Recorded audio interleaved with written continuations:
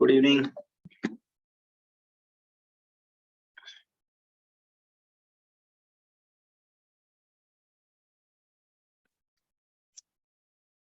चलो बालकों, कल थे उतना है, ऑलमोस्ट हो गए 35 जितने ही थे। सो आज हम क्या करेंगे, एक लिमिटेड सेक्शन। Good evening. एक लिमिटेड सेक्शन कल का वीडियो मैं अपलोड कर दूंगा, बट एज यूजुअल टाइम थोड़ा कम ही रहता है, तो somehow I cannot manage, but क्या करे पता नहीं, कुछ रास्ता निकालना पड़ेगा।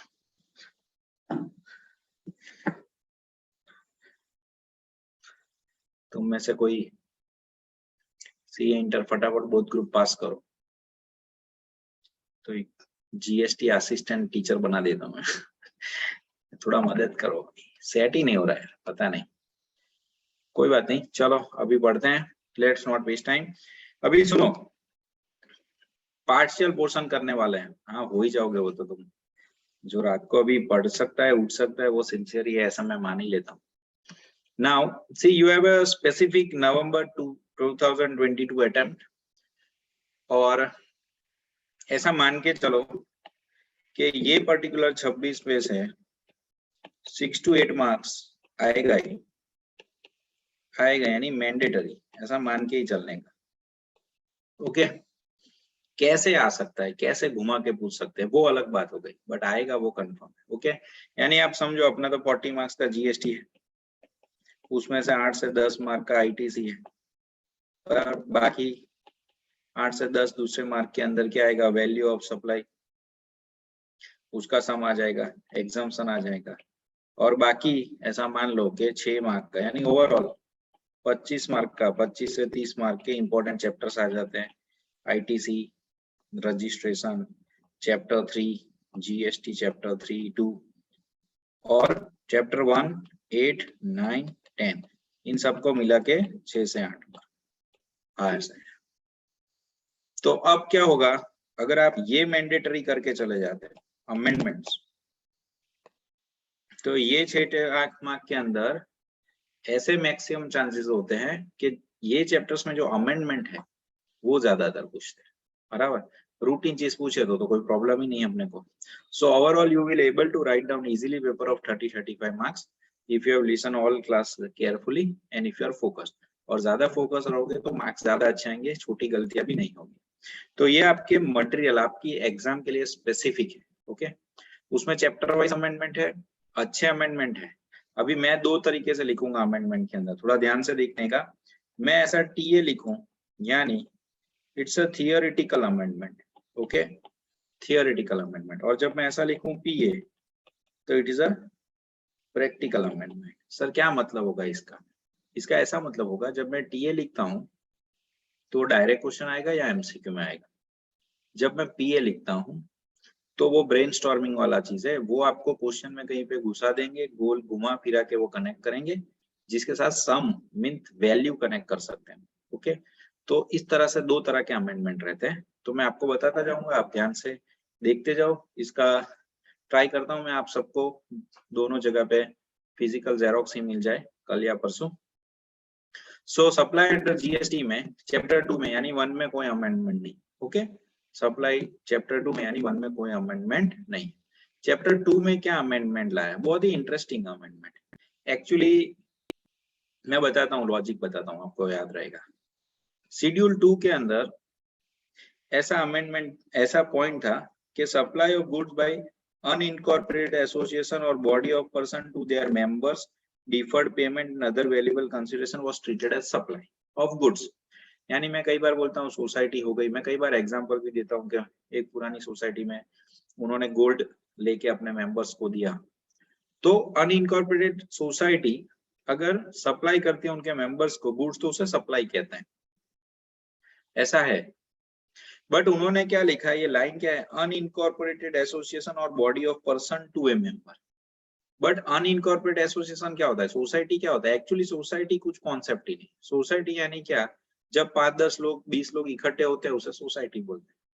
यानी वो है इंडिविजुअल है, यानी इंडिविजुअल ही अपने आप को सोसाइटी में प्रमुख होंगे, लेकिन वो रेसिडेंट भी होगा, प्रेसिडेंट होगा बट रेसिडेंट भी होगा, सेक्रेटरी होगा बट रेसिडेंट भी होगा, तो वो अपने आप को गिफ्ट देंगे तो उस पर टैक्स नहीं लगना चाहिए। बट उन्होंने ये वर्ड था जिसको गुड्स ही बोला है, उन्होंने टैक्सेबल ही बोला है, बट इसमें थोड़ा सा कंफ्यूजन क्रिएट होता था, तो उन्होंने क्या बोला, ये क्लॉज ओमिट कर दिया। ओमिट यानी ये क्लॉज निकाल दिया। और कहां से निकाला? रिट्रोस्पेक्टिव। रिट्रोस्पेक्टिव यानी डियर फ्रेंड, जिस दिन उसका जन्म हुआ था 1/7/2017 से उसको अमेंड करके चेंज किया अभी, यानी आप समझो अभी उन्होंने चेंज किया 1/7/2017 से, रिट्रोस्पेक्टिव अमेंडमेंट। मैं कई बार आप लोगों को लॉजिक बताता कि इंडिया में ना ये एक प्रॉब्लम है कि कोर्ट में आप केस जीते ना तो गवर्नमेंट साला रिट्रोस्पेक्टिव अमेंडमेंट करता है कि सर ये कोर्ट का केस था, हाँ सुप्रीम कोर्ट का जजमेंट था डियर फ्रेंड वेस्ट बंगाल का। तो अब वो लोग क्या लेके आए? एक नया क्लॉज लेके आए, रिट्रोस्पेक्टिवली। यानी एक क्लॉज रिट्रोस्पेक्टिवली गया और उसी दिन रिट्रोस्पेक्टिव आ गया। कहाँ? तो कि 2022 में। 2022 में क्या चेंज किया कि 2017 में हमने एक गलती की थी, वो हम सुधार रहे हैं। और वो लोग क्या बोलते हैं कि activity transaction by a person other than individual, यानी अगर इंडिविजुअल नहीं हो तो कौन हो? तो क्या कोई भी हो, सोसाइटी हो, बॉडी ऑफ इनकॉर्पोरेट हो, कॉर्पोरेट हो, कंपनी हो, जो भी हो, to its member and constitute और अ वाइस वर्सा, आप उनको देते हो या वो आपको देते हैं, cash, deferred payment and other valuable consideration, ये क्लियर कट सप्लाई होगा। पहले भी सप्लाई था बट एक कंफ्यूजिंग वर्ड था जिसकी वजह से कई बार लोग उसका बेनिफिट लेके जाते थे। उन्होंने एकदम सिंपल कर दिया कि इंडिविजुअल के अलावा कोई भी मेंबर को कुछ भी देंगे तो वो एम्बिग्यूटी हटा दी। The intent of above amendment is to put end to ambiguity whether activities and transaction involving supply और goods by any person other than individual to its member और vice versa within the purview of supply or not, ये झगड़ा था। Amendment brings certainty that this transaction is covered in supply and now they will ensure कि GST is levied on this। उस पे GST लगेगा। Sir पहले भी लगता ही था ना? लगता था बट कंफ्यूजन था। कहाँ पे कंफ्यूजन था? Above amendment in effect overrules the judgment of Honorable Supreme Court। Supreme Court ने West Bengal versus Calcutta club में ऐसा बोला कि क्लब उसके मेंबर को देते हैं तो वो दोनों एक ही हुआ ना, क्लब और मेंबर दोनों ही है। They can not text owing doctrine of mutuality कि भाई that is person can not make profit from himself. आप अपने आप को चीज देते हो, उसमें किस चीज का टैक्स? ऐसा सुप्रीम कोर्ट ने बोला। यानी आप समझो भारत सरकार, सुप्रीम कोर्ट ने क्या बोला, क्लैरिटी नहीं थी तो उसने क्लैरिटी दे दी। अब इनको लगा बुरा, अब क्या होगा, मेजोरिटी लोग ऐसा खेल करना शुरू करेंगे कि क्लब मेंबर को देता है जीएसटी नहीं। समझ में आया? तो क्या नहीं भाई, हमें तो ऐसा ही पर्पस था, हमारा लिखने में गलती हो गई। तो 1/7/2017 से बैक डेटेड अमेंडमेंट कि नहीं, सुप्रीम कोर्ट का जजमेंट भी जेब में लेके डाल दो। वेस्ट बंगाल के यहाँ भले ही केस हो, स्टेट ऑफ वेस्ट बंगाल का, बट अभी हम लोग टैक्स लेंगे रिट्रोस्पेक्टिव। वो पर्टिकुलर जजमेंट के लिए कोई चेंज नहीं होगा, उसके बाद ये करके लेके आए बराबर। But again I must say के वेरी ऑड पार्ट, बट इसे हम कहाँ पे ले सकते हैं? इसको प्रैक्टिकल अमेंडमेंट में ले सकते हैं या थियोरिटिकल अमेंडमेंट में ले सकते हैं? इसको प्रैक्टिकल अमेंडमेंट में ले सकते हैं। प्रैक्टिकल अमेंडमेंट में ले सकते हैं। छोटा सा 1 मार्कर 2 मार्कर विद डेटा आ सकता है और साथ में बोलेंगे कि भाई सुप्रीम कोर्ट का ऐसा जजमेंट था, तो क्या लगता है आपको? तो आपको लगेगा सुप्रीम कोर्ट ने बोला होगा तो सही है ना? नहीं, वो सही नहीं है। अभी रिट्रोस्पेक्टिव हो गया तो it will B taxed only, it won't be exempt. फिर आता है चार्ज ऑफ जीएसटी, चैप्टर 3।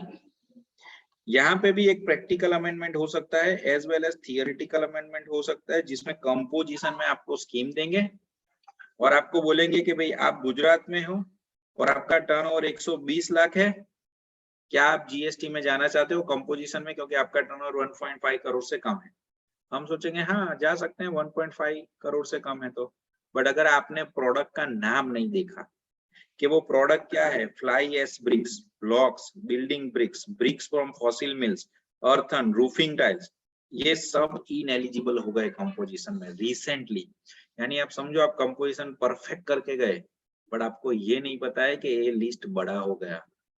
तो गड़बड़ हो जाएगी, क्योंकि मैं आपको कंपोजिशन लर्न करने के लिए बोलता हूँ कि खास याद रखने का, आइसक्रीम वाला कंपोजिशन में नहीं जा सकता, कोको वाला नहीं जा सकता, पान मसाला वाला नहीं जा सकता, टोबैको मैन्युफैक्चरिंग वाला नहीं जाता, 1-2 साल पहले एरेटेड वाटर ऐड हुआ, इतने नहीं, इसके अलावा सब जा सकते हैं। तो अगर वो क्वेश्चन पूछता है और उसमें वो डाल देता है bricks, building bricks, fly ash bricks, तो अपने तो पता ही नहीं है, अपने बोलेंगे नहीं यार ये तो अलाउड है, क्योंकि वो लिमिटेड लिस्ट में नहीं था, ये लिस्ट में आ गया है। This also there is maximum probability कि they will ask this question. Sir ये फ्लाई एस ब्रिक्स क्या होता है, सर ये ब्लॉकिंग ब्रिक्स क्या होता है, फोटानिस आते हैं। Fly ash bricks are fly ash aggregate with 90% or more fly ash content. पर यार ऐसी ब्रिक्स होती है जो आपको बहुत देखने मिलती है आजकल, उसको फ्लाई एस ब्रिक बोलते हैं।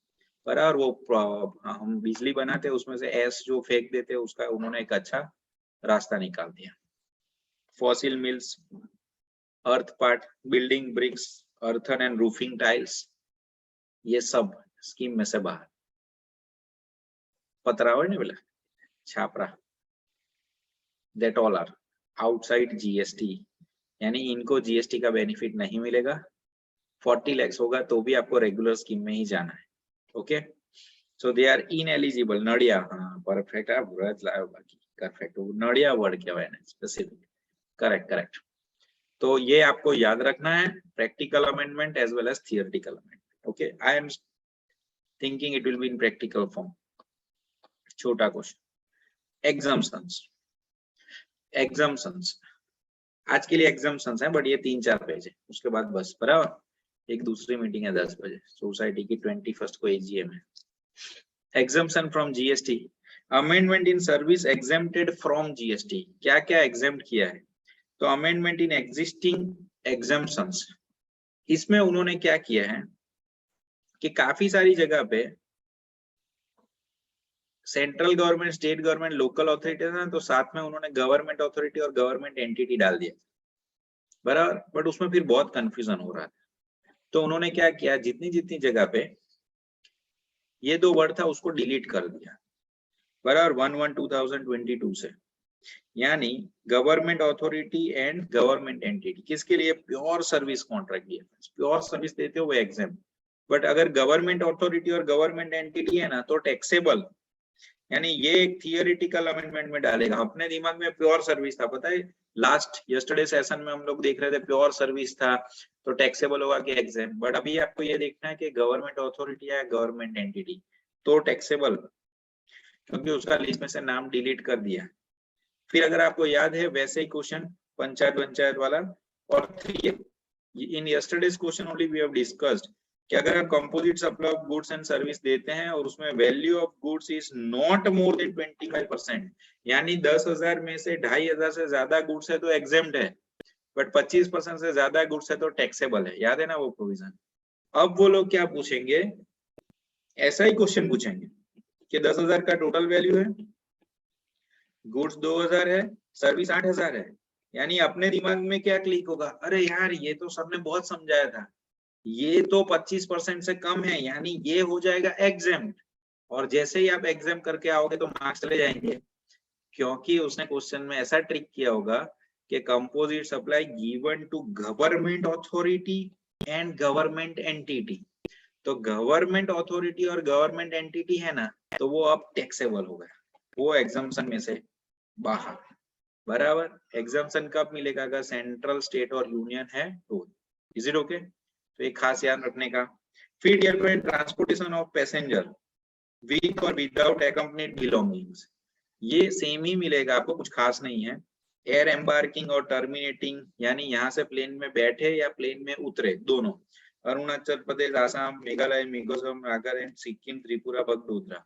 और non AC contract carriage exempt था, other than radio taxi transportation taxable था। Stage carriage other than AC exempt, ये नॉर्मल प्रोविजन। बट इसमें वो लोग ऐसा अमेंडमेंट लाए हैं कि ये बी और C dear friends, non AC contract carriage exempt है, stage carriage non AC bus भी एग्जेम्प्ट है, नॉन एसी बस भी एग्जेम्प्ट है। खास ध्यान रखना, ऐसा ट्रिक क्वेश्चन इंस्टीट्यूट पूछते हैं, इसलिए मैंने आपको पास्ट के पेपर्स बताए। आप बहुत ध्यान से देखोगे ना तो आपको ऐसा क्लिक होगा एग्जाम में कि यार ये पॉइंट सर ने बोला था और ये ट्रिक क्वेश्चन है। Okay, and you will get very good marks if you are very focused. वो फोकस किस पे करेंगे? क्वेश्चन में नॉन एसी कॉन्ट्रैक्ट कैरेज अपने दिमाग में कूट कूट के भरा है, नॉन एसी है तो जीएसटी नहीं, नॉन एसी है तो जीएसटी नहीं। फिर धीरे से क्या बोलेंगे कि mister A has book the ticket by Red Bus app on this route to that route and it is a non AC bus. 2 बार नॉन एसी बस यूज कर लेंगे वर्ड, तो अपना फोकस घूम के चला जाएगा नॉन एसी पे और फिर अपने मार्क्स चले जाएंगे। क्यों? क्योंकि अमेंडमेंट ऐसा है कि बी और सी स्टेज कैरेज भले ही नॉन एसी है but nothing contained in B and C above, nothing contained in B and C above will apply to service supplied through e-commerce operator and notified under 9(5). यानी अगर आप e-commerce operator से यानी website पे से, app पे से, रेड बस पे से कोई भी नॉन एसी बस का टिकट खरीदा तो भी उस पे अब टैक्स है, यानी exemption comes with a rider now. Okay, तो ये अगर बहुत दिमाग में भरा हुआ है तो खास याद रखना ये चेंज। सी अमेंडमेंट का मतलब ही वो है कि आपकी एग्जाम के लिए ये स्पेसिफिक लड़ाई आपके अटेम्प्ट के लिए, बराबर। ये बाद में पूछेंगे भी नहीं यार, बेट नया मटेरियल आएगा ना 23 का, उसमें ये सब चेंज होके आने वाला है। यानी आपका पहला और आपका आखिरी अटेम्प्ट जिसमें उसको घुमा फिरा के जो पूछना वो पूछ लेंगे। Is this clear dear friends what I have said? Provision में चेंज नहीं है, बट उन्होंने क्या बोला कि बीएनसी अगर आप ई कॉमर्स ऑपरेटर से लिया, कोई भी ऐप पे से लिया, कोई भी ऐप पे से लिया, ई कॉमर्स ऑपरेटर वेबसाइट पे से लिया, मेक माई ट्रिप में से लिया, बराबर, जहां से आपने प्लेन की टिकट ली, बराबर, या फिर वो खास बोलेंगे आपको बस की टिकट ली बट एसी नहीं है, तो भी टैक्स लगेगा। Okay, so make sure you don't make errors. तो इन अदर वर्ड्स जिनको नहीं समझ में आया है सिंपल लैंग्वेज में, in other words in case where service of transport of passenger by non AC contract carriage other than radio taxi excluding tourism, वो तो टैक्सेबल ही था, conducted to charter ride by non-air conditioned storage are supplied through e-commerce operator. Such services are not exempt. It means it is taxable. और एक और question पूछेंगे कि इस पे टैक्स भरेगा कौन? Further tax service shall be paid by e-commerce operator. Red bus पे डाला कि आपको टैक्स कलेक्ट करने का और आपको भरने का, यानी सप्लायर कोई और हो सकता है, रिसिपेंट कोई और सकता है, बस मेरी हो सकती है, पैसेंजर आप हो सकते हो, बट आपने टिकट खरीदा है रेड बस पे से, तो red bus will pay tax to government. Of course they will take from you as it is indirect tax, but मेरे पे रिस्पांसिबिलिटी नहीं है e commerce operator. Okay, same concept dear friend 17, ये भी हमारे दिमाग में सेट होता है। Railway exempt, metro, monorail, tramway, inland public transport सब exempt, meter cable exempt, but AC और नॉन एसी है, other than AC and non AC, sorry, first class and AC is taxable, first class and AC is taxable. अब इसमें amendment क्या है, ध्यान से देखो, ये ई के लिए अमेंडमेंट है। Metered cabs and auto rickshaw, if you remember मैंने आपको बोला था कि इस पे जजमेंट चल रहा है जुगनू का, क्लास में मैं बोलता हूँ कई बार कि जुगनू और रैपिडो की भी बात आएगी। ओला उबर तो टैक्सेबल ही है बट ये रिक्शा के लिए है, तो मीटर्ड कैब और auto rickshaw, however nothing contained in e above shall apply to service provided through e-commerce operator and 9(5). means Jugnu app and etc, those who are in auto rickshaw and metered cabs, Ola Uber, and you have purchased through e-commerce website, आपने app पे से लिया है तो taxable, बात खत्म, बराबर। But अभी भी मैं बोलता हूँ इसमें एक अमेंडमेंट आ जाएगा, इसमें भी अमेंडमेंट आ जाएगा, क्योंकि मीटर कैब और ऑटो रिक्शा लिखा है बट इसमें टू व्हीलर भी आ जाएगा, तो रैपिडो भी आ जाएगा। रैपिडो भी एक ऐप है, आपको पता होगा, बराबर, रैपिडो एक्स। एक्चुअली रैपिडो इसमें से निकल गया है ऐसा तो हम नहीं बोल सकते, बट रैपिडो टू व्हीलर है तो वो उसमें खास यहाँ पे लिखा नहीं और कुछ नहीं। ओके, सो यहाँ पे एग्जांपल दे दिया, taxi, in the other words case where service of transport passenger by meter cab, e rickshaw are supplied through e-commerce, now it is not exempt. Now it is not exempt means it is taxable, and of course it will be paid by e-commerce operator. फिर service provided to central government, state government for training program, ये भी exams RTP में था, याद है आपको, for which 75% or more the total expenditure is borne by central, state and तो यहाँ 75% से ज्यादा उन्होंने बेयर किया है तो भी एग्जाम। डियर फ्रेंड्स, पहले 100% था, बराबर, अभी 75% किया है, तो ये भी ध्यान रखें। एक नया एग्जाम्पशन लेके आया है वो सर, क्या service by way of granting national permit to goods carriage operate throughout India and contiguous state.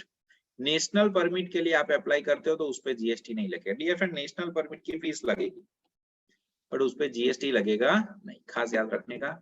नया है, इसका भी थियोरेटिकल अमेंडमेंट आने का स्कोप है। और एक विड्रॉल हो गया एग्जाम्पशन, पहले था आपकी बुक में था कि मैंने आपको बोला था दो कंपनी है, इंडियन रेलवेज फाइनेंस कॉर्पोरेशन और इंडियन रेलवेज।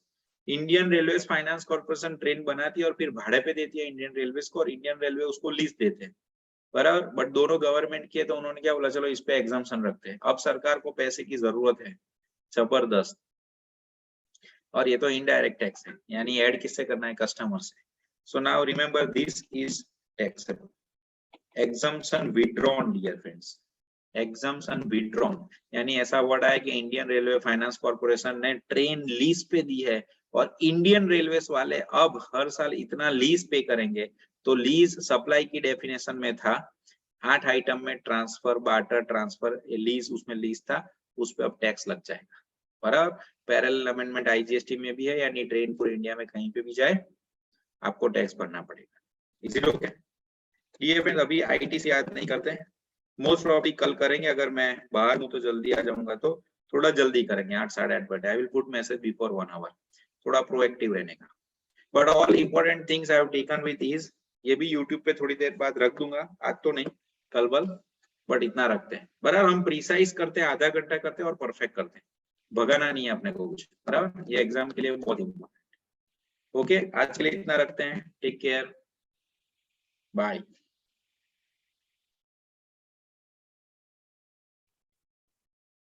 यस्टरडे सेशन रखता हूँ बेटा, अभी ट्राई करता हूँ। अभी एक मीटिंग है सोसाइटी की, उसको खत्म करने के बाद अगर करता हूँ तो लेट कर दूंगा, या ना दिन में रिमाइंड करवाओ ना कोई, दिन में भी मैं बिजी होता हूँ, बट किसी स्टाफ को बिठा दूँ। ओके, चलो बाय, टेक केयर।